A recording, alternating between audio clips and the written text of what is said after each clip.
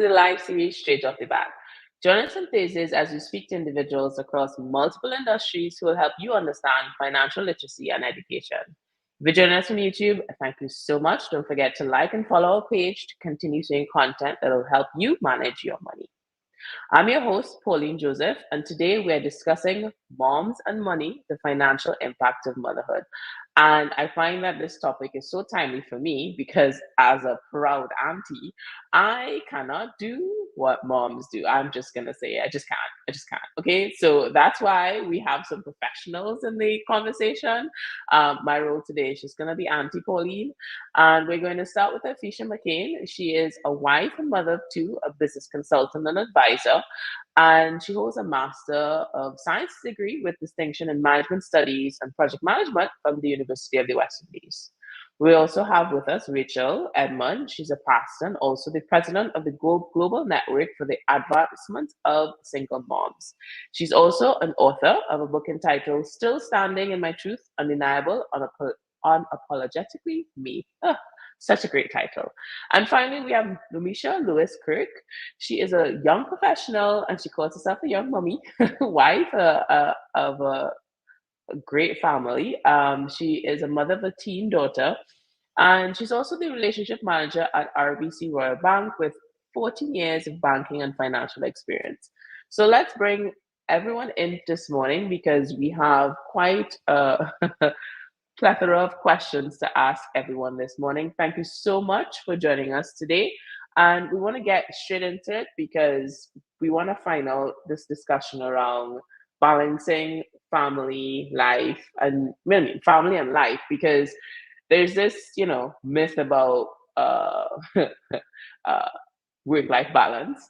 And with the moms on this panel, I want to start off with a very difficult question. Do you think it's possible, work-life balance? Who wants to go first? Okay, well, I could probably go first. Again, morning, Pauline, morning to all the other panelists, morning to everyone viewing this live, and thanks so much for having me for this important moms and money discussion. So I think it is possible. It takes a lot of time. It takes practice. It can be still very challenging at times, but it is definitely possible. Some of the things that have worked well for me over time to not just create balance for my family, for my career, but also making sure I make time for me, because that is also important for us as women and as mothers. I try to at least plan ahead of time, understand if I have any deadlines to meet, if I have any very special or pressing programs and projects I have to work on. And obviously, if I have any family commitments as well, I try to prioritize those things and plan ahead of time. So at least there's some form of structure. I don't always get it right, but at least there's some form of structure when it comes to trying to create that balance. I also had to learn to set some boundaries and to know when to disconnect. I think early in my career, I used to keep going, and I wouldn't switch off. And the problem with that is I found myself extremely exhausted trying to manage everything and not taking time to just shut off. And I also realized that over time, if I continued that way, it would tremendously affect my relationships with my family. So I had to learn to disconnect. I had to learn to know, all right, work is work, home is home, and you need to make room to be able to balance those things. Yeah. It also helps for me to include my family in my work experiences from time to time. So best believe when I get home, my children will want to see this interview. They ask me to call their names and all kind of things. So they will want to see these kinds of things with me. Because at least they feel like they're part of the journey and they're not being neglected, or I have them very, very separate. So if I have youth programs, I bounce ideas off of them. They give me their insights. If I have any kind of expos I'm planning, I bring them on site so they could see what mommy's doing and they at least feel connected to what I do. That works really, really well. Making time for those special moments in their life. Some of my friends tell me I'm very extra, but my children love my extraness when it comes to creating those special moments. It could be planning our annual family trip, and it doesn't even have to be expensive. It could be going on walks or going to the park or our Netflix movie night, you name it. Finding those moments works well so that no one feels as if they are being left out from the picture. So it is possible. And even while you're balancing the career and you're balancing your family as well, making sure you're feeding back into self. One of the things I learned from COVID is if I wasn't careful, I could mentally deflate myself because it was so much the online schooling, and we had to be cooking almost all the time because all the restaurants were closed. And I realized that I need to take time to feed back into me spiritually, emotionally, mentally. So I think what you need to do as a mother, and what has worked really well for me, is making sure that at least I make not compartmentalize so that they disconnected, but making sure I find time for my family, making sure I find time for career, but making sure I also feed back into me. Because if I'm not my best self, if I'm not feeling my best self, then I can't give up my best in any area really. So it is possible, but it takes a lot of practice, trial and error, and you see what works for you. Thank you so much for that, Afeisha. I think that's also something that is applicable for anyone in a relationship, because I think communication is so important. And growing up in the Caribbean, we tend to, I mean, old school way of thinking is don't worry about that. But as a kid, I still remember my mom telling me no when I wanted to go to certain school outings. And the first time she told me no, I felt uncomfortable. So then, and I didn't know why, so I stopped asking. So I think that discussion around what's happening and why it's happening is so important. And I want to shift the conversation to Lumecha for a second and ask about this conversation around money and how it would have changed over time, because based on, I'm trying to do some calculations here, when you joined RBC you weren't a mother, but along the way you became one. So To be so honest, uh-huh. thank you so much, Afeisha. I mean, Pauline, and again, thank you everyone for this opportunity. Just to add to your point, I was a mom when I joined. I'm actually in the bank the same age with my daughter. So I'm in the bank 14 years and my daughter is 14 years. So in times of need. Wow. So I'll never forget how long I'm in the bank.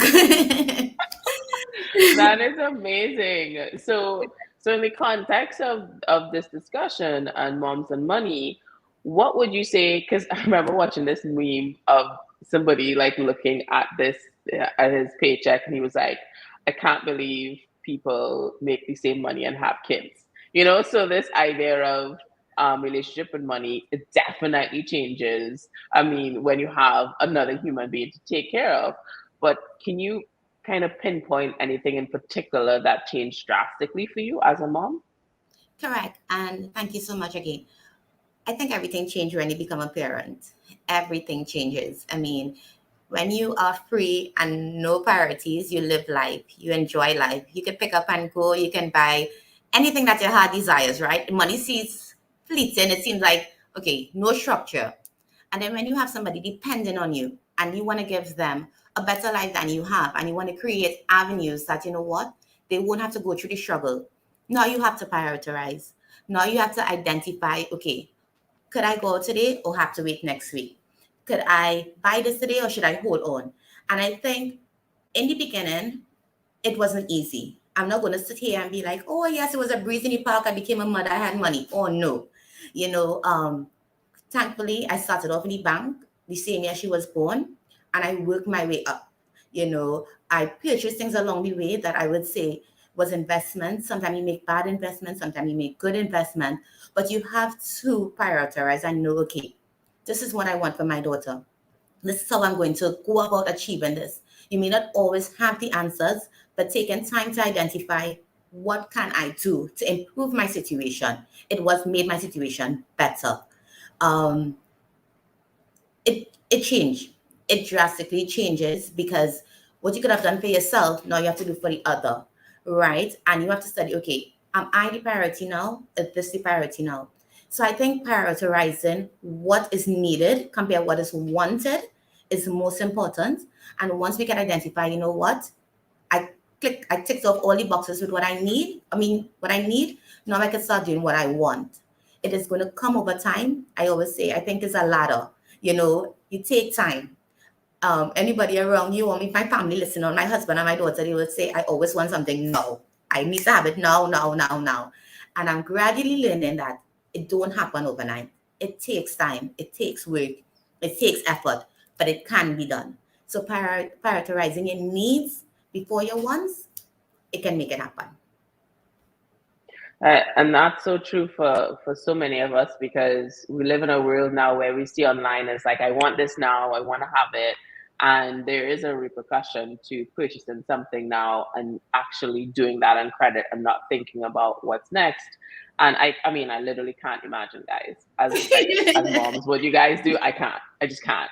Just like I look at my cousins and my family, I'm like, I'm gonna be a good auntie because this is gonna be my pension, okay?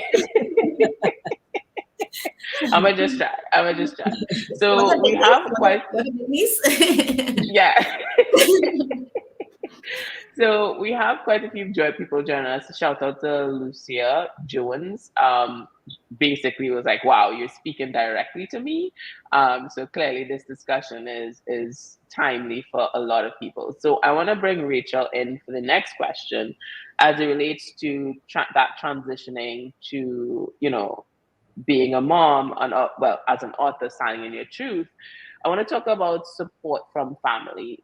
Rachel, do you have any tips for people out there who may feel alone and feel like they're doing it on their own, but in terms of moms of money and the financial impact of motherhood, it literally takes a village. So can you give us some tips for that, Rachel? Hi, good morning, and thank you all for having me. I think that you have to be able to create a village when you are a single mom. You can't do it alone. It is a very challenging position to be a mother, and to do it alone is even more challenging. And you were talking about work-life balance, and the other guests were talking about different aspects of money and managing your money and motherhood. It's really important that you be intentional about everything.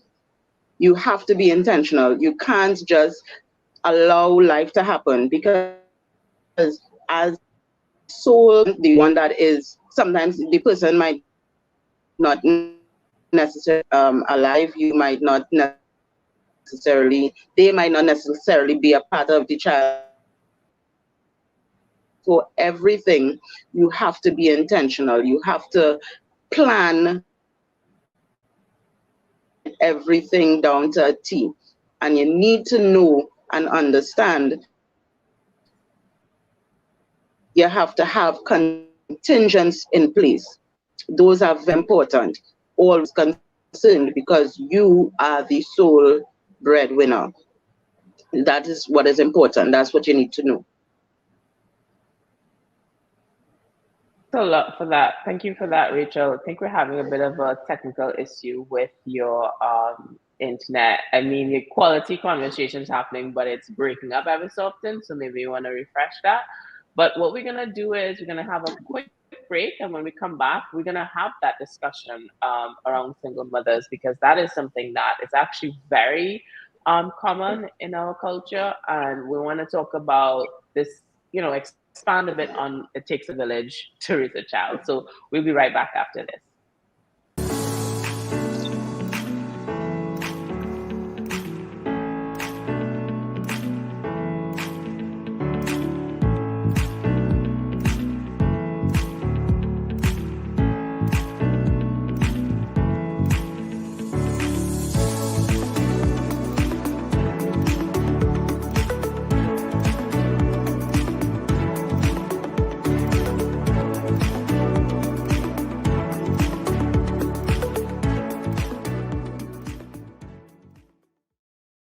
And welcome back to Straight Off the Bat, a show that helps you understand financial literacy and education.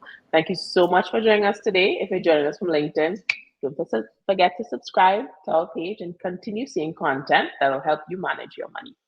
Today, we're discussing moms and money, the financial impact of motherhood. Because if you haven't yet, can you go and get your mom something? Please don't wait the last minute. I beg of you. Put some thought in it, okay?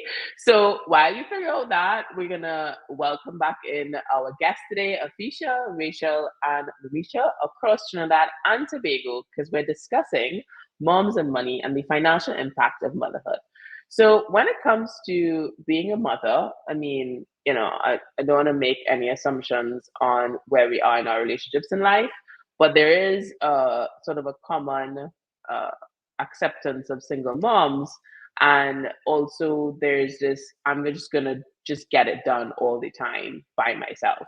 And we kind of touched on it before the break where we talk about, building that village. But when it comes to financial tips, as a mom, sometimes, I mean, not sometimes, all of us as humans don't have all the tools needed. So, for instance, I was having lunch with my cousin and his kids yesterday, and his wife asked me to talk to their kids about entrepreneurship because she's not familiar with it. And she's like, I don't know. So in terms of being a mom and thinking that it's just your responsibility to bear it all, what advice would you give to moms who feel that way? I will chime in this one.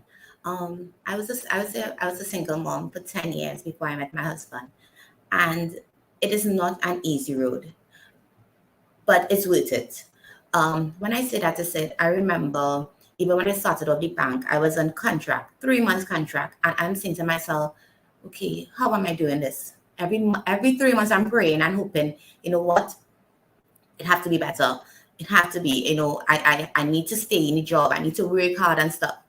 And if someone had told me, Lumecha, this is where you'll be 14 years after, I personally would tell them that, because I wasn't seeing it. I was not seeing it. I was seeing paycheck to paycheck. I was saying, okay, how am I doing this? How am I living here? Her father wasn't in the picture at that time. So how am I making things happen? And I was not seeing a future. I was not seeing a career. And I'm saying all this, hoping that I could give somebody inspiration that this is not your end game. Support from family and friends is crucial. It's crucial because, to allude to Afeisha's point earlier, you can be overwhelmed. You can break down. It can become too much at one point, especially when you feel the burden of everything is on you. You have someone looking at you now, depending on you. And sometimes you don't even know, motherhood don't come with a manual and say, okay, this is how it is. No, it does not. You figure it out as you go. So I would always say there's nothing as a bad mom, there's nothing as a good mom, because we all do our best. And you need support. You need that support. Sometimes you just even need a break, right? And say, you know what, mommy, can you watch my daughter for a minute, auntie, and so forth. So I do believe in the saying, it takes a village to raise a child, because it can be overwhelming. However, it is still rewarding. And I would always say it is rewarding as a parent. I want to thank you so much for that, Lumi. Oh, there. I think we had a little technical difficulty there. Okay, so thank you so much for that, Lumecha. I want to also touch on maybe it's a societal thing where there's always this level of guilt behind every single decision that a mom makes. And I want someone on this panel to just, give some insight as to why that may not necessarily be healthy for you to focus on, because ultimately decision as a mom, a lot of things people aren't seeing. So any advice to someone who may feel this tremendous weight of guilt in every single decision that they're making? All right, I could probably chime in here. What I would say to those moms, because you have a dynamic, and I think it's almost cultural taboo, but somehow we don't have conversations enough as a society when it comes to money, when it comes to how we parent, how we make decisions in the best interest of our children. It's something we need to talk about more. That's why I love this discussion. But the reality is sometimes it can be difficult when you have the world watching, almost waiting to see what you will do when it comes to certain decisions regarding your child. What I always do and what works well for me is to stay focused on the end game. And the reality is, because you have these little humans who are depending on you for everything, you have to somehow figure out how you're providing for all their needs. You have to factor in for some of their wants, because now you have birthdays and Christmases and holidays, and my children's school every other week is some hot dog sale or you name it. So you have these children that depend on you You cannot afford to let noise sometimes and our cultural norms sometimes affect what our end goal is. Our end goal is to make sure that we create at least financially responsible, socially responsible adults in the future. What works well, like Lumecha was saying and Rachel was saying before, a great support system works tremendously. And not just for, yes, you have our single mothers that need that, but we also have mothers who are married, who are working, who are doing so much, wearing so many different hats, and sometimes it can be overwhelming. But as much as possible, if you plan, if you prioritize, if you set some goals and you work towards those things, and put things in place to make sure you're creating financial stability and security for them, it does help. I think we just need to get away from, as a society, thinking that the burden is on the mother to make these things happen. It takes a whole village, it takes a family. So I want to even encourage some of our fathers as well to get involved, and not just in terms of making the financial contribution, but go to the grocery with mommy and your children, go to the school activities, let them also see you as part of the financial decision making and the activities, because that's how we start to make the shift as a society, instead of us just thinking it's all the burden becomes and falls on our mothers across our communities. Thank you so much for that, Afeisha. And I think there is so much history involved in that, like where that came from, because I think about how my parents view money versus how my cousins and my siblings view it, because we now have more information to have these discussions. And we've been speaking a lot about emotions, but I want to talk about tools now. So, in terms of moms being able to have that discussion in the context of, let's say, every single mom knows that the child's going to come and ask for some kind of money for some kind of outing. And obviously, sometimes you just can't go to everything.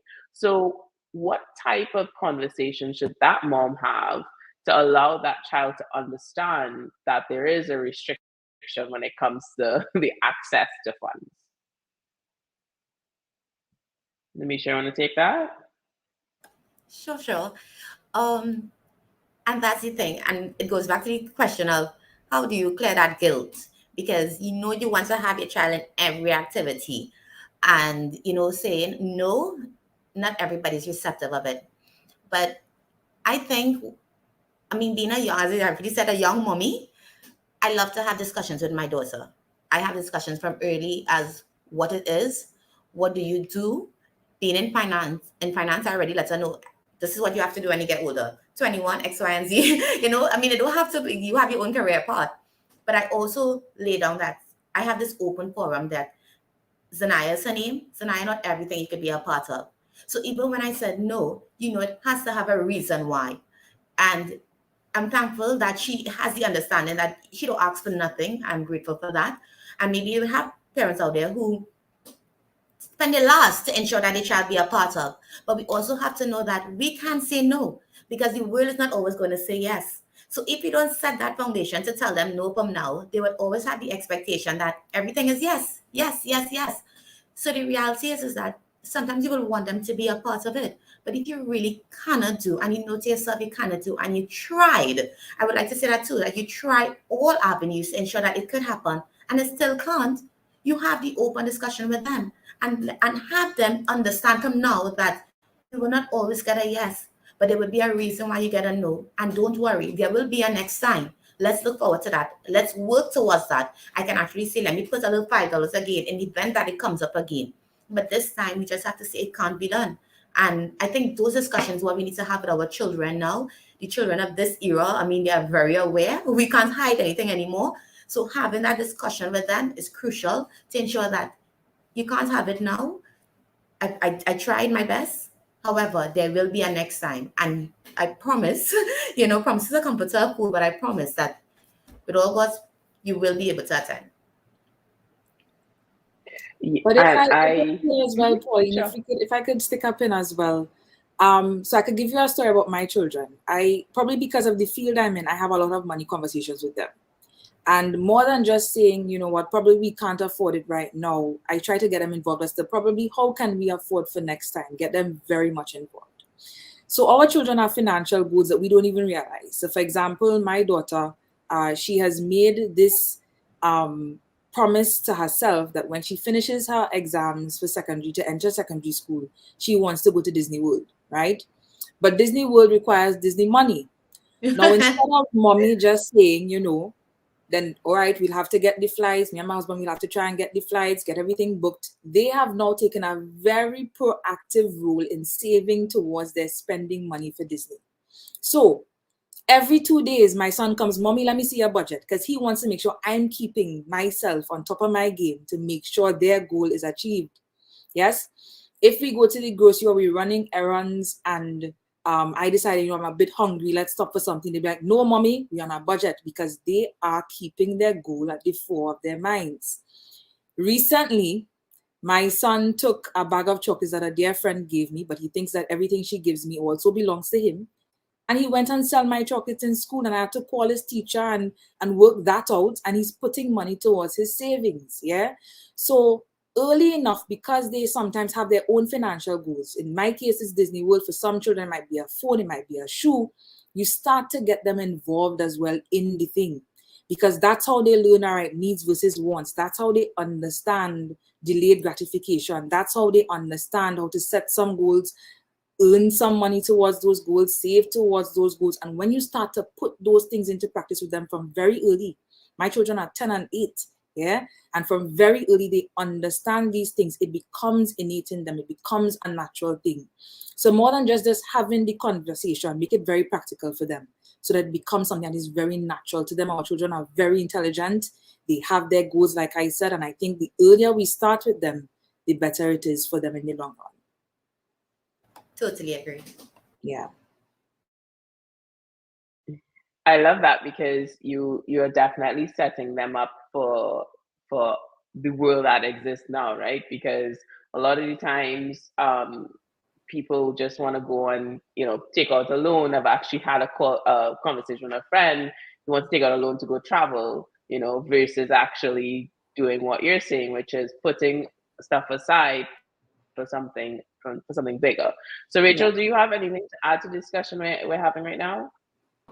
Yes, I wanted to add the perspective of a single parent, because as a single parent, I've been a single parent for, my daughter is 24.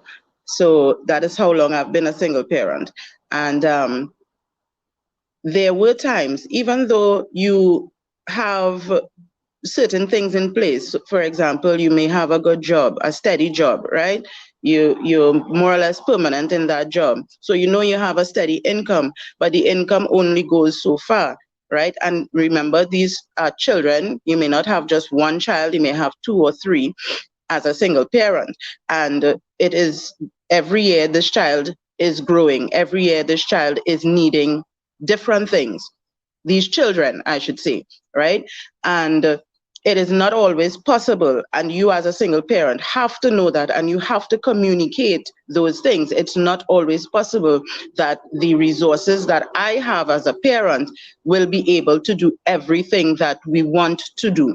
Sometimes we just cannot. And the children have to understand that. You have to communicate that in such a way that they understand it.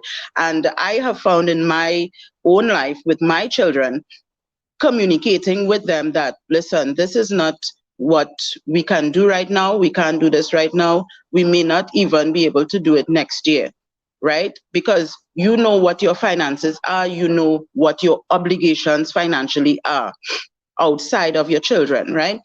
So it may not be possible, right? And I have found that having those conversations with them has caused them to understand money and finance and budgeting and all these other things that we are talking about.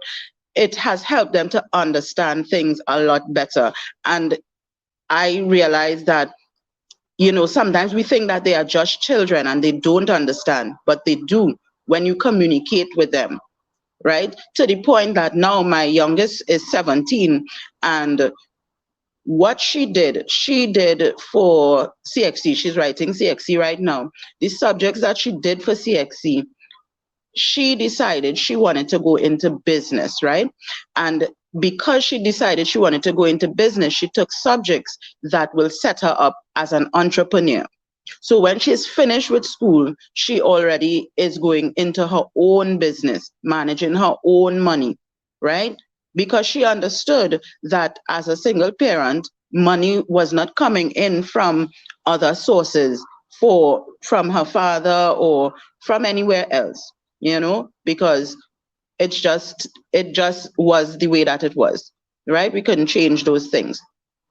So I think having those conversations with them and making sure that they communicate with you as well, you understand, you keep the lines open so that you have not just a unilateral conversation. I am the parent, you have to do what I say, understand me, I have no money, that kind of thing. No, it's not like that. You have a discussion, you allow for them to be able to share with you ideas, and you could get ideas from your children too in terms of where you could go next, so it's all about, for me, conversation and letting them understand where we are at as a family unit. That's some great advice, Rachel, because I'm just, as you were talking, I remembered as a kid that unilateral relationship existed. This is what I say, don't ask me any more questions. But I want you guys to think about, at what point in time do we start that conversation? What advice would you give to moms? Because there's this old school way of thinking, you're just a kid, right? And I see it with technology as well, where like, I don't want you to have a phone, but then also you are actually taking away opportunities from them, because that's where the community exists, that's where the jobs exist. So if you take that completely away from your child, you're not preparing them for a world that exists that they're going to have to get a job for. So in the context of the conversation of moms and money, I want you to think about what does that look like, and what age does that start? Well, we're going to answer those questions right after the break.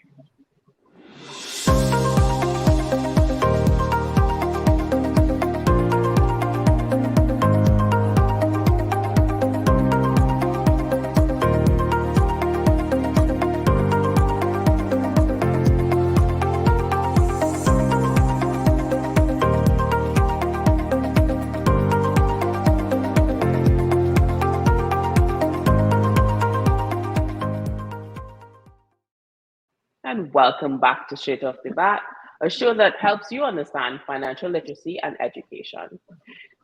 Thank you so much for joining us today. And if you're joining us from LinkedIn, don't forget to subscribe to continue seeing content that will help you manage your money.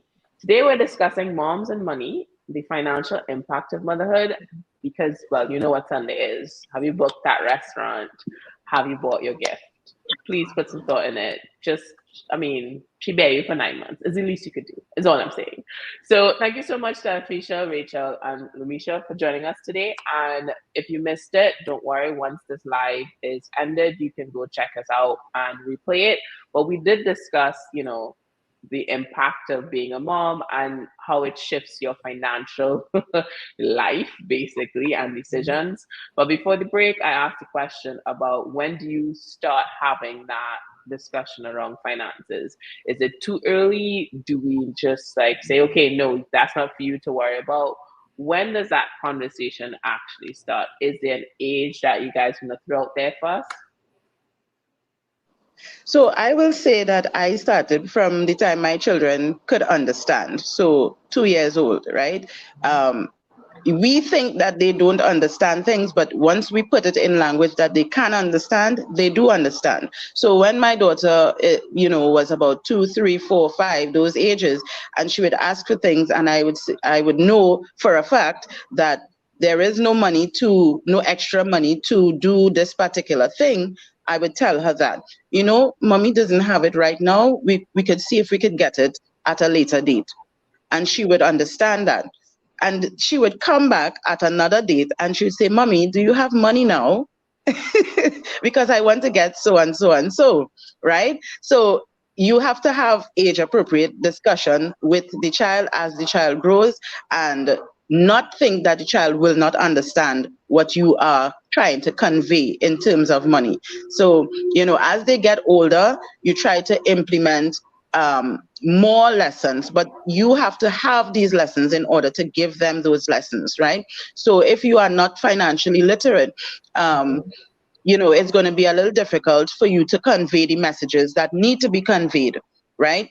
So this is why I said earlier, you have to be intentional and you have to make sure that you know what you need to be doing at different stages of your life financially. So you have to make yourself available to information so that you could disseminate that information to your children, your family unit, etc. Thanks for that, Rachel. And Lumecha, is there anything you want to add in terms of, maybe from a RBC, because you would have these solutions for kids, for parents to start bank accounts. So any insight for us from the financial sector? Correct. To allude to Rachel's point, I will say we can start to have the conversation early, and we can start setting up our kids for success as early as, let's say, since they're born, meaning that it has several accounts that you can open and you start investing. Someone might say, oh, I can't even invest. I can't save for me. You can start at little, at $10 or $5. It goes a long way and it adds up. It adds up. Every sometimes I think we think about so many long-term goals. Okay, I want $10,000 by December. And then we only start saving by October because we aren't really studying it. It's typical training. We're waiting for last minute to start saving. But if we are really ready for our children's future, every time a birthday comes, you know what, $100 in the account or anything like that, we need to start setting them up for success. And when I say setting them up for success, meaning that at the age of 18, I can say, you know what, I'm handing you over this account. This account may have, let's say, $20,000 in it. And that $20,000, you have that discussion with your daughter. Even if you're not financially literate, you can go to the bank and say, I have 20,000 here. Kindly advise me, how could I invest this? How could I develop this funds and make it grow for my daughter? Or what do you think is the best option? All banks I know are readily available. My bank personally, I advise clients financially. We know just about, take a loan and do this. But we also share that advice with you that, you know what? You have to invest in them. And it starts from birth. But simple steps along the way can go further. So by the time 18 and you said you commit to $100 a month, I can't do the calculation right now, but it's about 12,000 for the year. So let's do it for the 20 years. It will give them a start. It's a better start than where you were, and they have a start in life. So at age 20, you know what, they could say, I want to be an entrepreneur. I want to start my own business. Oh, mommy, this is the down payment for school, for UV. Or I want to take a trip. After all the schooling, I want to go away. They have that there. You don't know, have to go and look where I get this money from or whatever the case may be. So simple investments from young goes a long way. And even if your child is already a teen, you can still do it now. You can still take time to say, you know what, I'm putting away this for you. Definitely. Yeah, for sure. And it's interesting because when you're a kid, I think there's science involved where there's certain personalities that tend to be nesters and want to save. But for me, as soon as I had money in my hand, I'm going across to go get Bigfoot snacks because that was very important to me, guys. It still is. So I don't want my daughter around you. Not a good auntie anymore. And she believes in the Starbucks for whatever reason. So always like, Yeah, it is interesting because now I've evolved. I mean, I've definitely had a lot of mistakes, some debt, but it was through my own experience. I didn't have that discussion with folks, and who knows, maybe if they did have a discussion, maybe I wouldn't have listened because I know everything.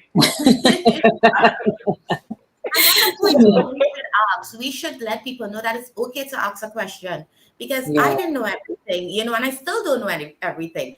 But it's okay to ask when you don't know. I believe no question is stupid. And even if somebody wants you to feel like your question is stupid, I just want the information. It's either you can give me or you can't. If you can't give me the information, I will go to someone to give me the information. But I need it, I think no longer should we shy away from receiving information. We should really be out there saying, I don't know how to invest. What is investment? Everything is on the internet now. Technology is good and bad, as they say, but everything is there. So what you don't know, you keep questioning. If you don't want to go to someone, Google it, type it in, find different ways, read different books, and then you can basically articulate yourself to understand how can I go about this, and have guidance along the way to make the right decisions. Definitely. And I know Afeisha mentioned earlier about, having that sort of carrot for the Disney.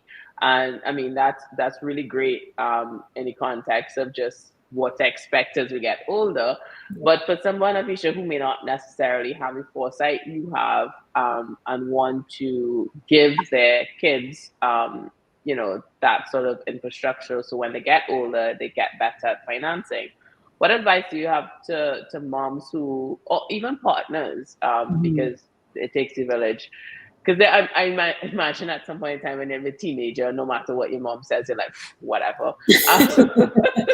So, what's the importance of having somebody else come in and have those discussions with your kids? Oh, I think that's very critical. It's very, very critical. Children are like sponges, right? So they literally soak up everything around them. Yeah. Sometimes it's different when it comes from me, but that's why they have aunties and uncles and grandparents. Grandparents love to spoil their children. Sometimes grandparents have an easier way of having those discussions and easing them into things. It really does take an entire village. But even more so in terms of having the discussions, also having our networks, our support systems being a part of their financial journey is also very important. So Lumecha mentioned, opening up that savings account or that investment fund for them from they are born.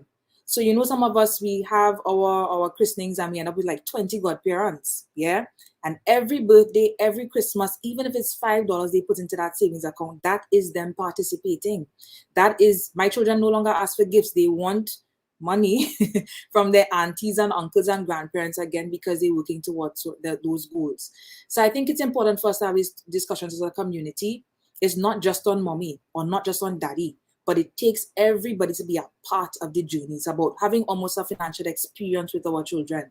The talks are awesome, but having the practical skills. One of my mantras is knowledge is power, but taking action is even better. You can have all the knowledge in the world. You can read the books. You can know the tools. But if you aren't being very intentional about applying these things to your life, then it's all for naught.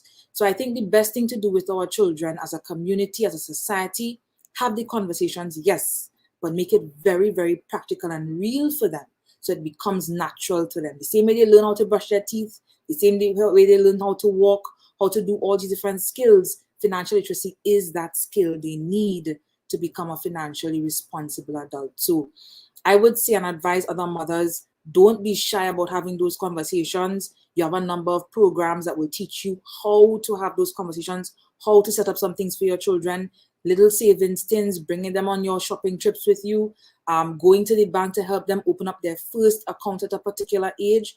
All those things get them confident about their finances so that when they reach the age, they can now manage without you. And that is very critical. Some of us weren't privy to have that growing up.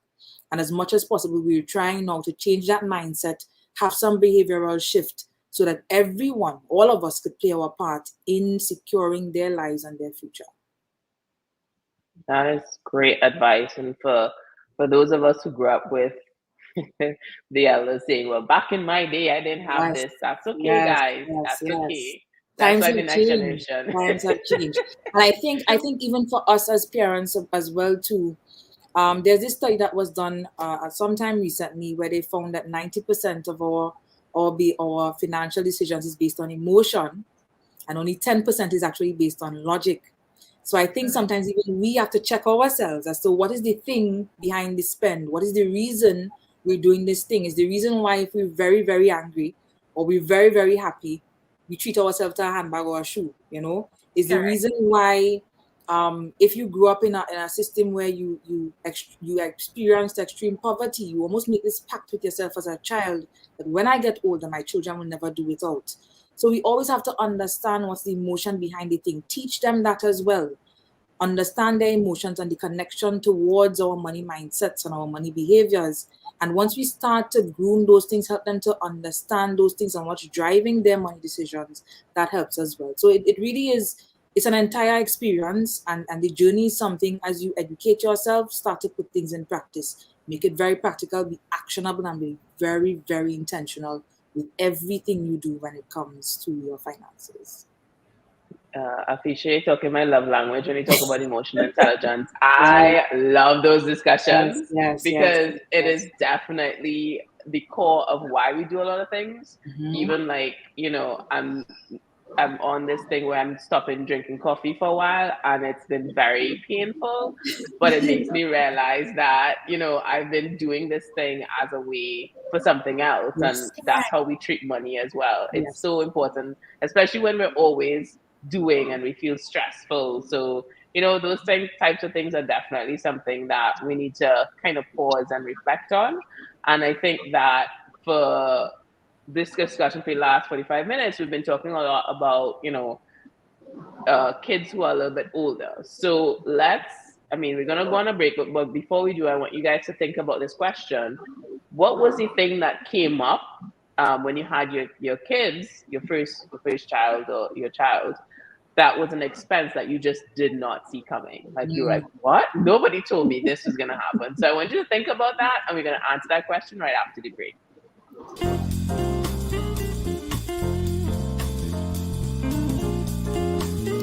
But that was like my first experience with money. Very, very first experience. I've been in banking since I was a teenager.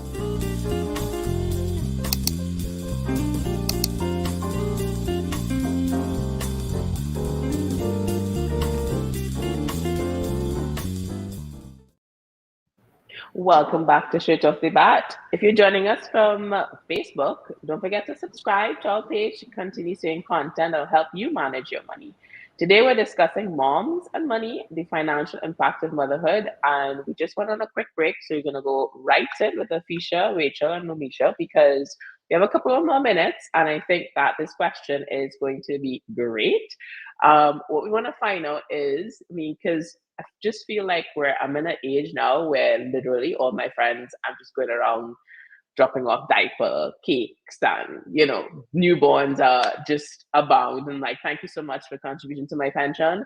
At the same time, like, what is it that came about? Because you have all these baby websites, new baby mom, just had a kid. You have the influencers, but when it comes to finance, in that line item, that budget that came up that you just did not see coming.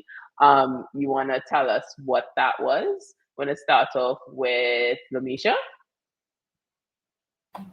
And I'm still here thinking what exactly to say. Reason being is everything. Everything. Yeah, and in case of who. Being honest. Because it comes to the first question, when you have a child, it's like it don't come to a manual, so nobody tells you, okay, I have to do X, Y, and Z, okay, to put X, Y, and Z. So you just in a limbo, filling it as it comes.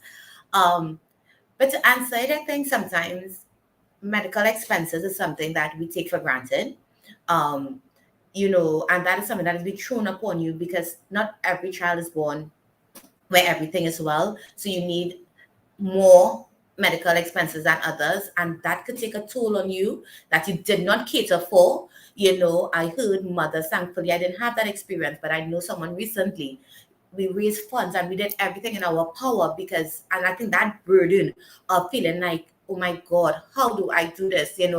My child is there and I don't have the funds because it's not something, insurance not there, it's not something that you catered for, and you just spiral out of control trying to find the answer, trying to find the funds to deal with that desire. So I will say that is something that we should really put in place for our children, whether it be insurance or whether it be a setup for that instances, because that is something that a little simple cool, is this drugs, that drug, sometimes you need to spend more. So that's something that we should always have a little money stashed aside to cater for.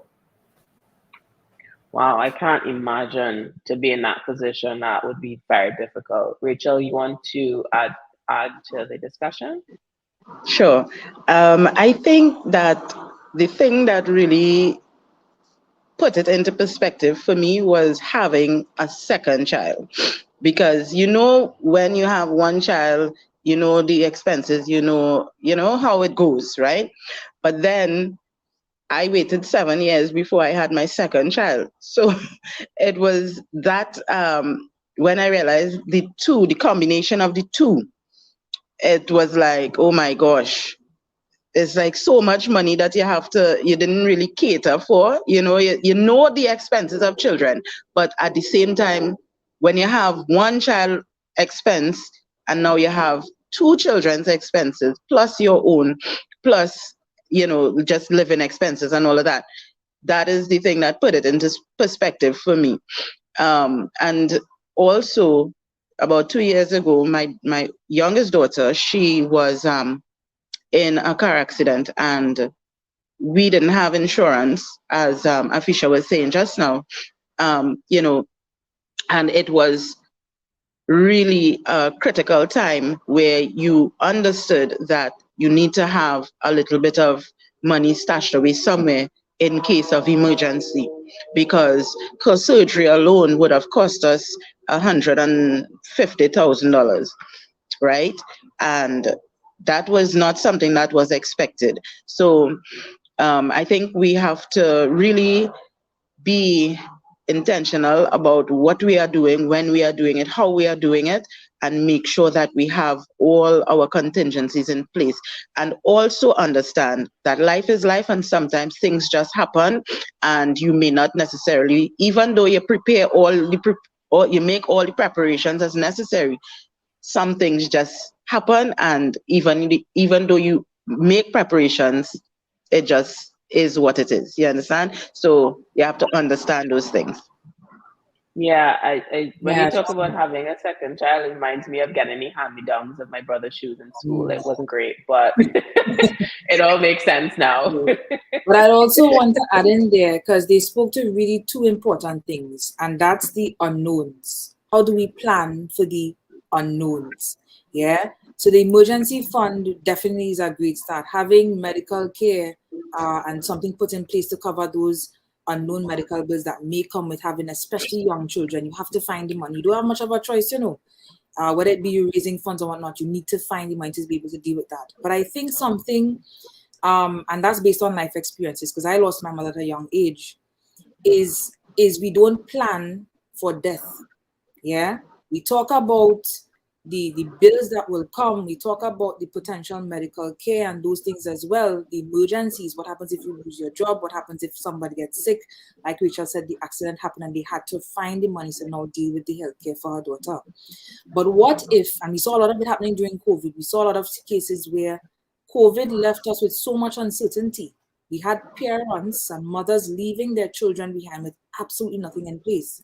So one of the things I ask all of us as mothers to do is prioritize planning for the unknown of death, the unlikelihood of death, putting in place some life insurance policy, some will or trust, so that even after you've passed on, if anything, God forbid, should happen, there's something also put in place for our children. That's something we do like to talk about, because obviously nobody wants to talk about that. But it is a very real thing that happens sometimes at the weirdest times. And then what we don't want is our children in a position where they don't have the financial wherewithal, or families in a position where they don't have the financial wherewithal to be able to continue taking care of the financial needs and wants and the future goals of our children. So I'd want to just also highlight the importance of life insurance and wills and putting those things in place as well.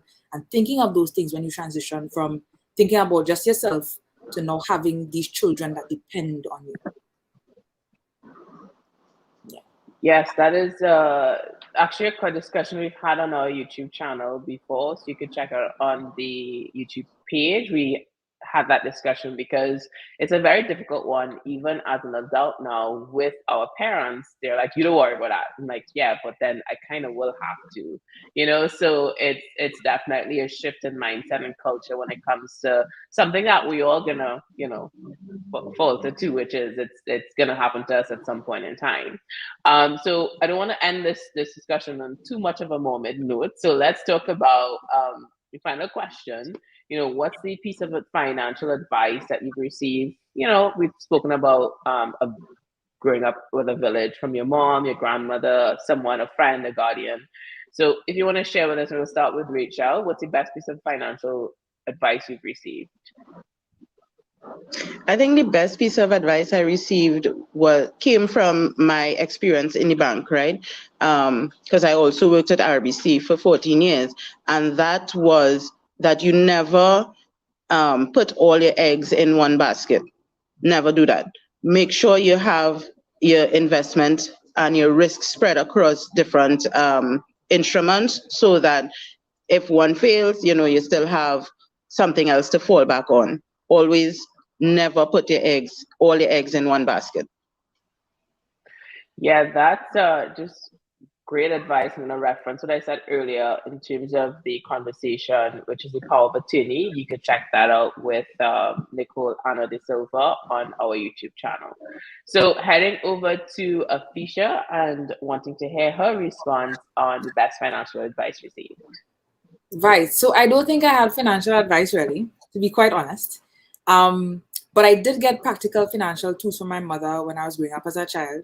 One thing that she implemented for us very early is the savings tin. Yeah, and it wasn't a fancy piggy bank with a little sauce on the top. It was a Cricks savings tin. Yeah, the Cricks tin that you buy at Christmas time. And what she taught us from early was, when we get our allowance, put aside something from that. And those are the things we use for those uncertainties for the rainy day. So if she gave me any advice in practical form, it was how to save for the rainy day, how to save for the unknown and save towards any potential goals. Wow, that's great. And that tin alone is now become an I heirloom would love because to know it's where no the tin is, longer. but I mean, seeing as a child, so I was young and seeing as a child, the tin would come more and more to the top. And then what happens when I turned about 10 years old, she brought me to the bank to open my first account for my junior savings program. When we tallied up everything, I felt rich. I felt so rich because what? The little dollars and the 25 cents came up to so much over time, over a period of time. So I think that's when I learned the power of savings and just a little, there's a saying they have in Trinidad and Tobago, drop this full bucket. So the little one really made a huge difference over time. I learned that from very, very young. And that's so interesting how you learn that's still a core memory for you, although it was so and that's what far I away. pass on now to my kids. Yes, Yeah. yes, which is kind of ties back into what everybody has been saying for the last 60 minutes, which is like when you have those discussions with your kids from small, you're proof that it becomes a point of change and you're getting to use this tool to carry on to your kids. So we're going to end with Lumecha and giving her financial advice. I mean, coming from 14 years in the bank. I have to agree with Afeisha. I never really had financial advice from my relatives. I had more practical advice. And my mom would be one to say, what you reap is what you sow. And that's something that you can apply it financially. You can apply it in your day-to-day living. You can apply it simply meaning that if you start the drip that fill in the bucket, if you start off with 25 cents every day, one day that could be $1,000, one day it could be $10,000. So I will say, take that and apply it to all your financial need. What you reap today is what you sow. If you decide to invest $1, that dollar can work for you. Every investment that you decide to make now, ensure that it is going to work for you one day. It goes back to all the points that we made today, whereas decide what is your need than your wants. Prioritize what is your need compared to what you want. Let your children know that it's not always going to happen, but it can happen. And reap and you will sow. And everything will fall in place. Just give it time. And on that note, thank you so much to Afeisha, Rachel, and Lumecha for joining us today, sharing insight into moms and money, the financial impact of motherhood. And sign up to be notified for our next live show, and the links in the comments. And as always, be sure to follow our page on Facebook so you don't miss a single live show. Thank you so much for joining us today, and happy Mother's Day to everyone out there. Have a great one. Bye.